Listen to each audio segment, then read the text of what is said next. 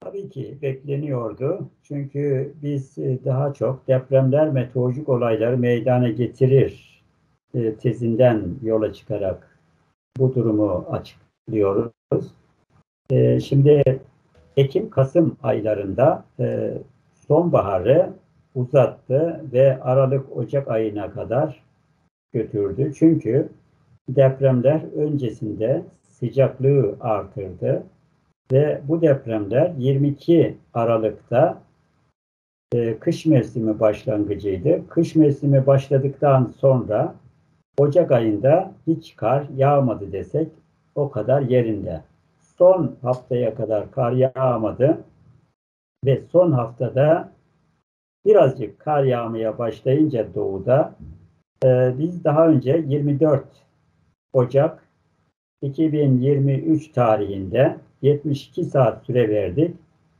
Bu süre zarfında Akdeniz Hatay'da deprem olacağını yazdık ve daha önce 5,5-6,5 büyüklüğünde dediğimiz deprem süreyi uzattı ve uzatmasıyla birlikte bir puan artırdı ve 6,5-7,5 seviyesine çıktı.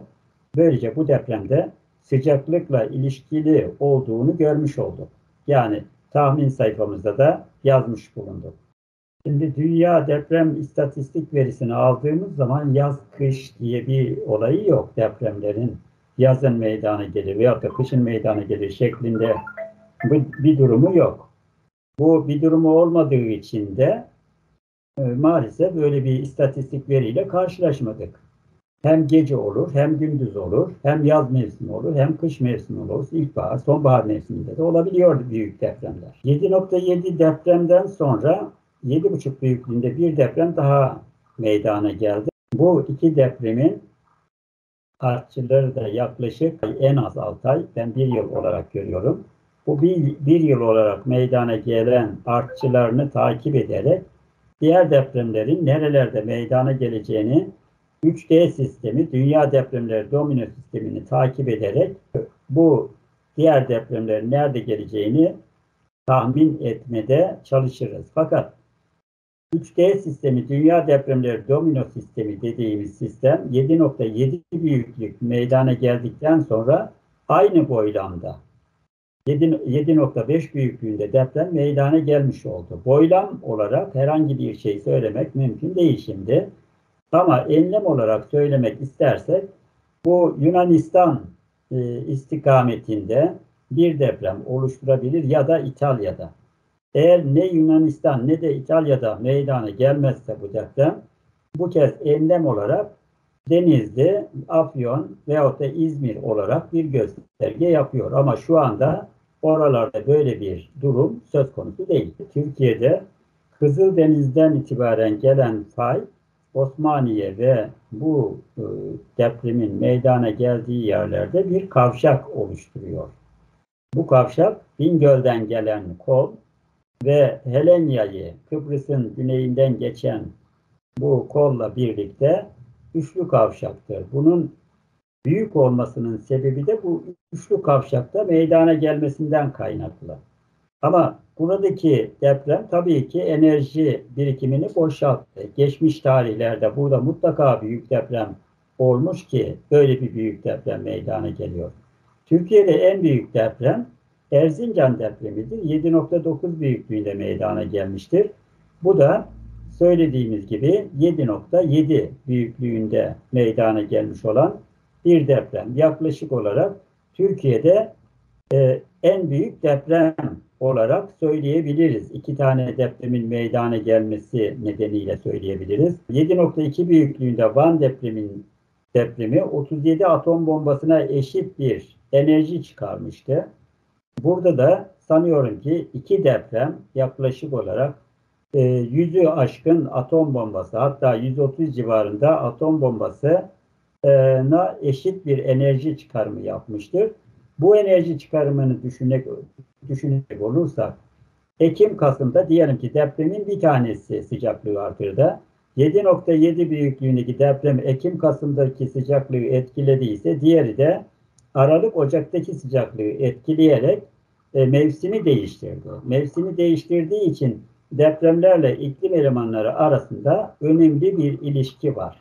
Fakat depremler öncesinde sıcaklığı artırıyor, fakat deprem meydana geldikten sonra artçıları ise soğutuyor. Depremlerin dekoz etkisi, yani birbirine yakın artçı depremler küçüldüğü zaman burada meydana gelecek sistemde artçı depremler şimdi Doğu Anadolu'yu buz kesecek. Yani ikinci bir afet dediğimiz durum şu anda kar yağmaya başladı. Sanıyorum ki bu sene kış mevsimi Mayıs'a kadar uzayacak ve Bitlis'te 15 metre bir kar kalınlığı görebiliriz diye düşünüyorum ve şu andan itibaren Doğu Anadolu'nun alması gereken önlem bütün köy yolları kapanır, şehirle, ilçelerle ilişkisi kesilir. Yaklaşık 1-1,5 ay kesilir. Bu nedenle herkes önlemini alması lazım Doğu Anadolu'da. İkinci bir afette kar afeti olur. Deprem enerji boşalmasıyla meydana gelen sarsıntıdır. Fakat dünya sadece sarsıntısıyla ilgilenir, enerji boşalmasıyla ilgilenmez.